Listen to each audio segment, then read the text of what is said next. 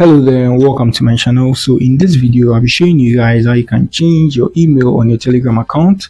So it's very much simple and easy. All you need to do is just tap on the three bars here and then you move to your settings. So to do this you need to be logged on your Telegram. So here we move to our settings and then we tap on our privacy and security here and you can see our login email there. So now let's tap on that here and let's tap on the change email. Good. So now let's enter our new email and we are going to get a code to verify the email before it will be changed. So I don't want to do this, but for tutorial purposes, let me try do this.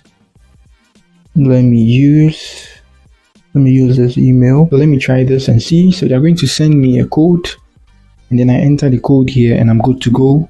My email will be changed to this email. So I don't want to, do this. I don't have access to these emails, so I'm going to stop the procedure. But that's it on how you can change your Gmail on your Telegram. It's very much simple and easy.